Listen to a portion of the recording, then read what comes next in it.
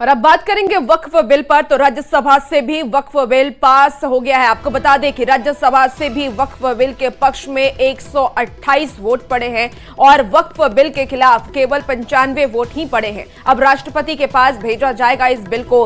राष्ट्रपति की मंजूरी के बाद कानून बनेगा वक्फ बिल। आपको बड़ी खबर बता रहे हैं, राज्यसभा से भी वक्फ बिल को पास कर दिया गया है। वक्फ बिल के पक्ष में 128 वोट पड़े।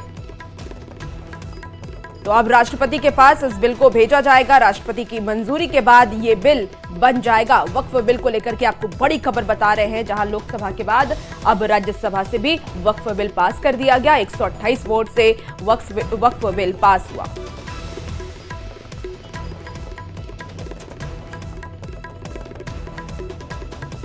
तो इस बिल को अब राष्ट्रपति के पास भेजा जाएगा। राष्ट्रपति की मंजूरी के बाद ये बिल बन जाएगा। तो वहीं देखिए, वक्फ संशोधन बिल पर जेडीयू सांसद संजय झा ने राज्यसभा में विपक्ष पर हमला बोला। उन्होंने साथ ही बिल को लेकर बड़ी बातें भी कही। संजय झा ने कहा कि इस बिल के आने से पसमानदा समाज में खुशी की लहर है। संजय झा ने कहा कि वक्फ को लेकर लालू सरकार की जो मांग थी वो ऑन रिकॉर्ड है, जिसमें उन्होंने वक्फ के लिए कठोर कानून बनाने की मांग की थी।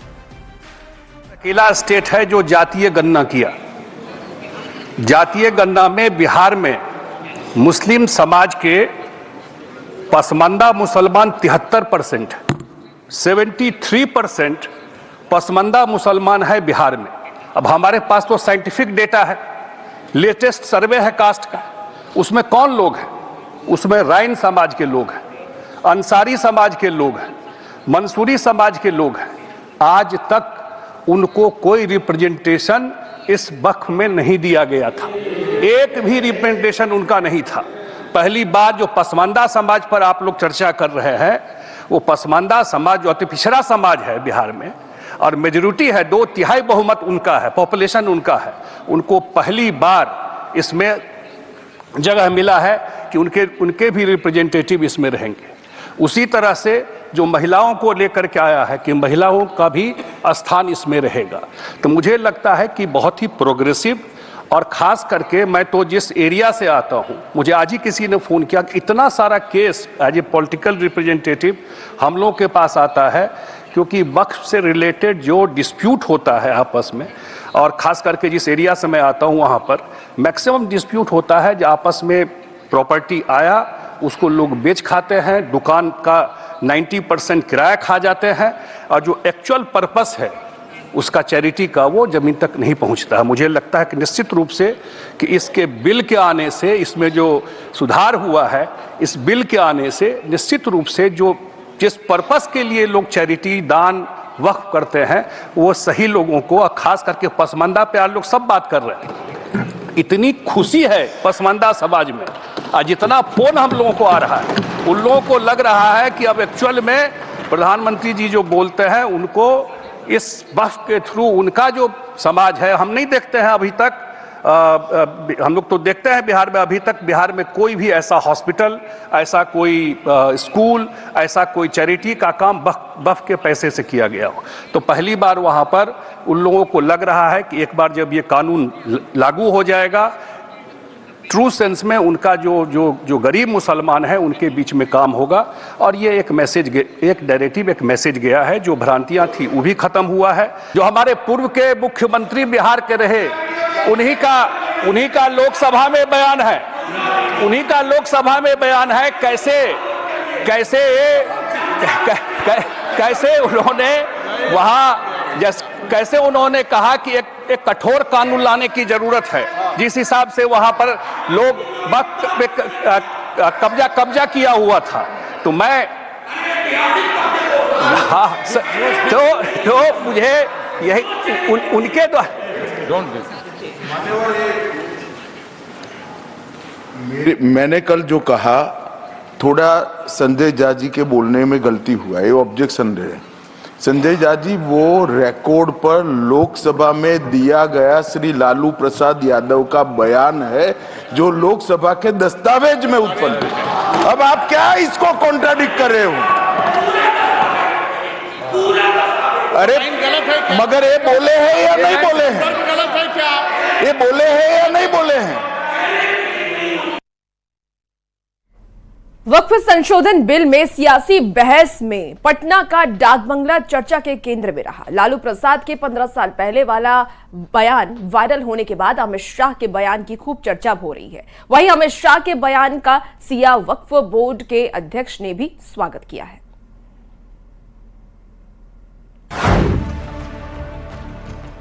वक्फ संशोधन बिल पर सियासत का दौर जारी है, लेकिन इस सियासी बहस में पटना का डाक बंगला चौराहा चर्चा के केंद्र में आ गया। पहले तो लालू प्रसाद का संसद में 15 साल पहले दिया गया बयान वायरल हो रहा, जिसमें लालू प्रसाद ये कह रहे हैं सारी जमीनें हड़प ली गई। पटना के डाक बंगला पर जितनी प्रॉपर्टी थी सब पर अपार्टमेंट बन गया। तो दूसरी तरफ लोकसभा में वक्फ संशोधन बिल पर चर्चा के दौरान अमित शाह की जुबान पर डाक बंगला चौराहा आ गया। अमित शाह ने भी कहा कि लालू प्रसाद की इच्छा मोदी ने पूरी कर दी। करता हूँ, देखिए कानून बनाना चाहिए बहुत कड़ा। सारी जमीनें हड़प ली गई है, चाहे सरकारी हो या गैर, उसमें जो काम करने वाले लोग हैं सब बेच दिया है। प्राइम लैंड, ऐसा नहीं है कि कोई खेती वाली जमीन है। पटना के डाक बंगला पर जितनी प्रॉपर्टी थी ये सब पर अपार्टमेंट बन गया। वक्फ बोर्ड में जो काम करने वाले लोग हैं उनके द्वारा सारी प्राइम लैंड को बेच दिया गया है। पटना में ही डाक बंगले की जितनी प्रॉपर्टी थी सब पर अपार्टमेंट बन गए। इस तरह की काफी लूट खसोट हुई है। अब साहब लालू प्रसाद की इच्छा इन्होंने तो पूरी नहीं की, नरेंद्र मोदी जी ने पूरी कर दी। वक्फ संशोधन बिल पर चर्चा के दौरान अमित शाह ने डाक बंगला चौराहे पर जिस प्रॉपर्टी पर कब्जा की चर्चा की, रिजवान पैलेस की इस 122 कट्ठे की इस प्रॉपर्टी पर कई सालों से शिया वक्फ बोर्ड अपना दावा कर रहा था। इसके अलावा भी डाक बंगला चौराहे पर कई ऐसी प्रॉपर्टी हैं जिस पर वक्फ बोर्ड का दावा है और मामला ट्रिब्यूनल में चल रहा है। अब केंद्रीय गृह मंत्री के प्रॉपर्टी को कब्जे से मुक्त कराए जाने की घोषणा का शिया वक्फ बोर्ड ने स्वागत किया है।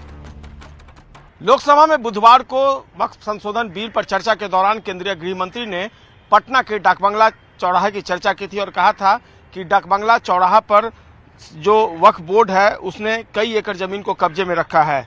इस वक्त की हम जो तस्वीर आपको दिखा रहे हैं उसी डाक बंगला चौराहे की है और यहाँ पर तकरीबन 122 कट्ठे की जो प्रॉपर्टी है उस पर वक्फ बोर्ड अपना दावा कर रहा है।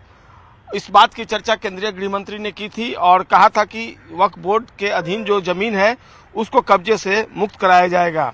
हालांकि इस पूरे मामले में जिस तरीके से केंद्रीय गृह मंत्री का लोकसभा में बयान आया है उसकी प्रशंसा की है जो सिया वक्फ बोर्ड के चेयरमैन हैं। बहुत अच्छा, मैं वेलकम कर रहा हूं, दिल की गहराइयों से मैं बहुत खुश हूं कि माननीय गृह मंत्री अमित शाह जी ने कहा खाली कर दे। मैं कहता हूं कि बिहार के शिया वक्फ बोर्ड के कम से कम 40 से 50 हजार करोड़ की प्रॉपर्टी आज भी लोग कब्जा किए हुए, खाली हो जाए। सरकार हमसे मांगे, खाली करने के बाद हम चैरिटी करने तैयार हैं, उसे समाज के कल्याण देने के लिए तैयार हैं। वक्फ संशोधन बिल पर सियासी वार पलटवार का दौर जारी है। इस सियासी बहस में पटना का डाक बंगला चौराहा सुर्खियों में है। एक तरफ लालू प्रसाद का डाक बंगला पर संसद में 15 साल पहले वाला दिया गया बयान वायरल है, तो दूसरी तरफ अमित शाह ये कहकर कि लालू प्रसाद की इच्छा मोदी ने पूरी कर दी। वक्फ संशोधन बिल पर चल रही बहस में विपक्ष को उन्हीं के बयान को हथियार बनाकर सियासी मात दे दी है। पटना से न्यूज 18 के लिए संजय कुमार के साथ ब्यूरो रिपोर्ट। वक्फ संशोधन बिल पर बहस के बीच लालू प्रसाद का 15 साल पुराना वीडियो वायरल हो रहा है, जिसमें लालू प्रसाद खुद वक्फ को लेकर कड़ा कानून बनाने की मांग करते हुए दिखाई दे रहे हैं। इस वीडियो को बीजेपी के कई नेताओं ने शेयर किया। अब इस वीडियो पर लालू प्रसाद ने सोशल मीडिया एक्स पर पोस्ट करते हुए बीजेपी पर निशाना साधा है। लालू प्रसाद ने पूरा वीडियो शेयर किया जिसमें वो वक्फ बोर्ड को संवैधानिक अधिकार देने की बात कर रहे हैं। लालू प्रसाद ने इस वीडियो को पोस्ट करते हुए लिखा है कि बीजेपी मुसलमानों की जमीन हड़पना चाहती है। हमने हमेशा वक्फ की जमीन बचाने के लिए कड़ा कानून बनाया और बनवाने में मदद की है। सरकार ने जो लाया है संशोधन, इनका सरकार का पहल ये ठीक है, हम समर्थन करते हैं। मौलाना इसरारुल साहब, हमारे शाहनवाज जी और साथियों के साथ मैं समर्थन करता हूँ। देखिए कानून बनाना चाहिए बहुत कड़ा। सारी जमीनें हड़प ली गई है, चाहे सरकारी हो या गैर उसमें जो काम करने वाले लोग हैं सब बेच दिया है। प्राइम लैंड, ऐसा नहीं है कि कोई खेती वाली जमीन है। पटना के डाक बंगला पर जितनी प्रॉपर्टी थी ये सब पर अपार्टमेंट बन गया, सब लोगों ने लूट लाट लिया है।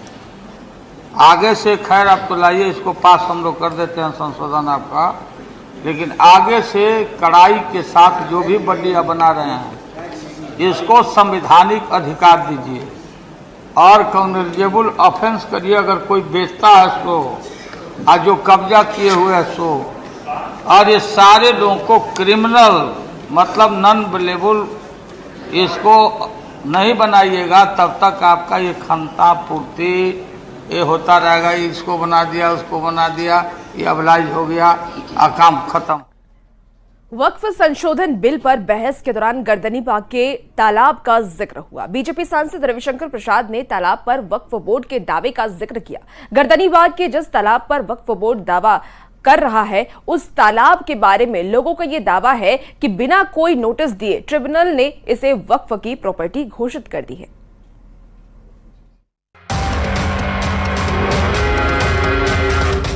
वक्फ संशोधन बिल पर चर्चा के दौरान लोकसभा में पटना सियासी सुर्खियों में रहा। डाक बंगला चौराहे की चर्चा तो हुई ही, बीजेपी सांसद रविशंकर प्रसाद ने पटना के गर्दनीबाग के तालाब पर वक्फ बोर्ड के दावे की चर्चा की। सांसद रविशंकर प्रसाद ने बताया कि गर्दनीबाग के पुराने तालाब जहां हर साल छठ पूजा होती है, वहां पर वक्फ बोर्ड बार बार दावा करता है, जिससे हर साल विवाद खड़ा होता है। और सर मैं पटना साहिब का सांसद हूं सर। हमारे क्षेत्र में गर्दनीबाग में सर एक सरकारी जमीन पर तालाब है जहां लोग छठ में अर्घ देते हैं सर। हाई कोर्ट में सरकार ने कहा कि यह सरकारी जमीन है और वहां से 5-7 किलोमीटर दूर एक कब्रिस्तान है, 1920 का रिकॉर्डेड। कुछ लोग कहते हैं ये हमारा वक्फ है, हर बार छठ में खड़े हो जाते हैं। फतवा में यही काम किया। मंत्री से आग्रह करूंगा एक बार सदन को विस्तार से बताएं जिस तरह से वक्फ का दावा किया गया उसका दावा करने वाले कौन थे। और थोड़ा गहराई में जाएंगे, हम लोग भी देश घूमते हैं तो मैनेजर साहब की बिल्डर से साठगांठ हो गई और वहां पर बिल्डिंग खड़ी हो जाती है। ये सच्चाई नहीं है क्या?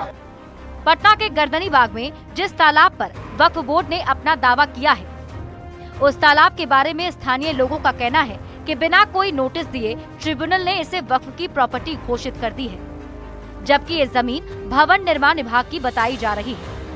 आसपास के लोगों का ये भी कहना है कि इस तालाब पर लंबे समय से छठ पूजा की जा रही है। साल 1920 में ही इस जमीन के बदले यहाँ से 1 किलोमीटर दूर दूसरी जगह पर कब्रिस्तान के लिए इतनी ही जमीन मुस्लिम समाज को ट्रांसफर की गई थी, जिसका जिक्र सरकारी दस्तावेजों में भी है।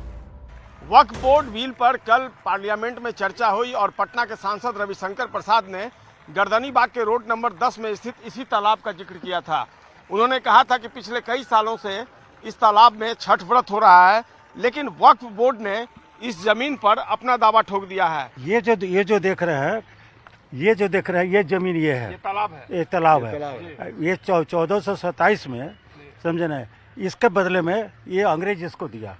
ये कब्रिस्तान है जिसमें अभी मालूम हुआ कि वक्फ बोर्ड के इसके आदेश से लोग कराया और दुकान बना रहा है। हम लोग सब विरोध में उतर गए, पूरा मोहल्ला।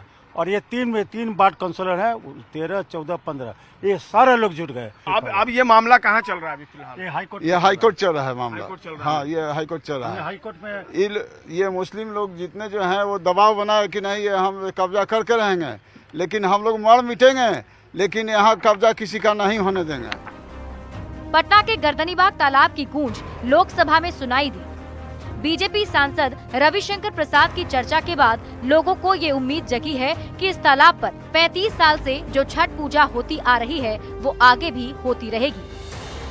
पटना से न्यूज़ 18 के लिए संजय कुमार के साथ ब्यूरो रिपोर्ट।